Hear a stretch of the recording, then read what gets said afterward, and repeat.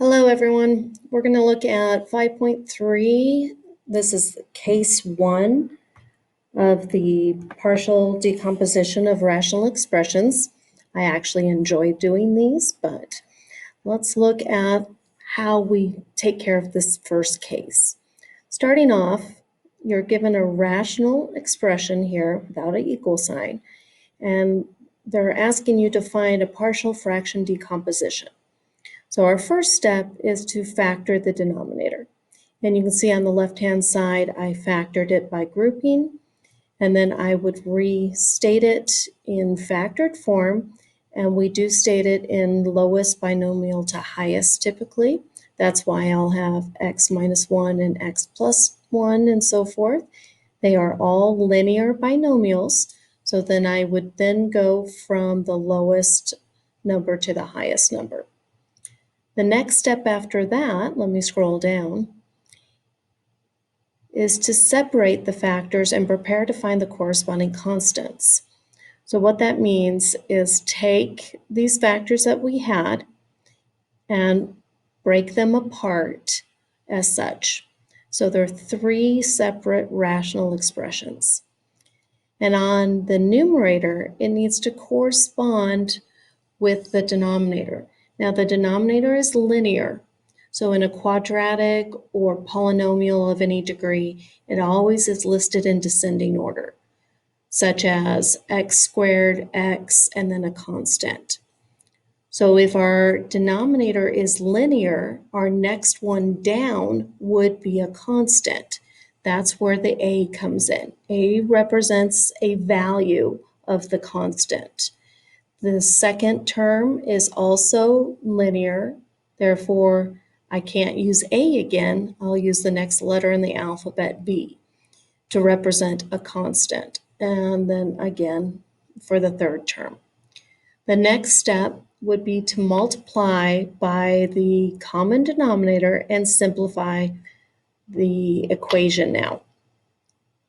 So on the left-hand side, you can see I have my beginning piece, and on the right, it's broken into its different rational fractions, On the left, I would multiply by the common denominator as well as on the right.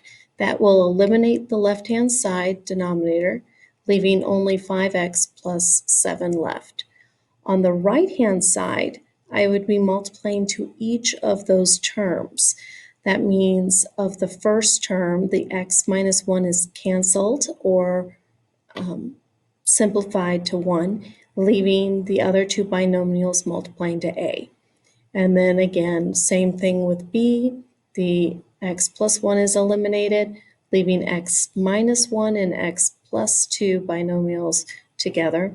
And then c, same thing. X plus 2 is eliminated, leaving the x minus 1 and x plus 1 together to be multiplied to the constant. Now we do multiply those out. So I recommend you multiply the binomials first before multiplying the constant throughout.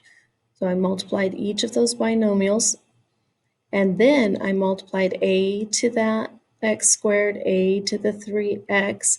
I put the constant behind any other constant that was already there, and so forth all the way down.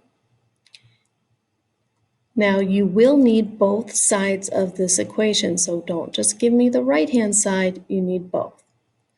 Next step is to group the like terms together on the right. That's why I underlined in red.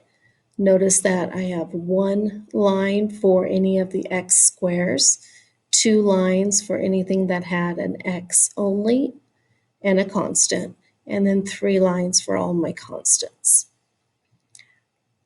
And I regrouped them. So I have a plus b plus c of my x squares. Then I have 3a plus b of my x's, and then all my constants at the end. Now the next step, 5, is to match the coefficients and set up a system of equations to solve. What that means is you can see on the right-hand side, that the coefficient of x squared is a plus b plus c. But on the left-hand side, I do not have an x squared. Therefore, looking down here, let me scroll up, my a plus b plus c is going to equal 0 because there are none on the left-hand side. Then of my x's, I have a 3a plus b.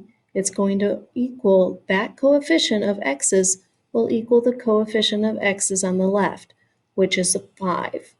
And then constants to a constant, and that's where equation 3 comes from. Once I've made my system of equations here on the left-hand side, I then use our rules that we learned in 5.2, how to solve a system of 3 equations. Now this one's nice because it does, in equation 2, it doesn't have 3 variables. Only equation 1 and 3 do. So that's how I began to solve. I choose 2 equations and eliminate some variable. I chose equation 1 and 3 to eliminate c. That gave me the result here of 3a minus b equals 7. I used elimination. That means that they go head to head and you just add them together. Because over here you can see c in equation 1 and c in equation 3 are already opposites. They would just go ahead and eliminate right off the bat. Then I noticed that because I've used equation 1 and 3, my next step has to use equation 2, must be used. But I could either pair it with another and eliminate for c, or pair it with solution from step 1, which, because it doesn't have a c, I get to skip what we normally do if it had a c in equation 2. But it doesn't. So I paired up equation 2 and my solution from step 1, and I solved for a. Once I had a, I've used all 3 equations in step 1 and 2. Then I can choose any equation to solve for the other variables. So I chose to find b, and I used equation 2 and this solution from step 2. And I got b value. Then I have a and b. I need to find c, so I used equation 1 and filled it in and got c to be a -1. Finally, our last step is to rewrite the original step 2 with the values of a, b, and c that we just found. So here it is, the answer with the title, left-hand side, and then 2 over x minus 1 because it was a, b, c. That's where it comes, a, b, c. Now, we can eliminate the double signs. Typically, we would. So the right-hand side may look as it is right here in the first part, or can be looking like the second part. I believe Math Excel allows you to leave the double signs. And I hope this helped with case 1. More cases to come. Thanks for holding in there.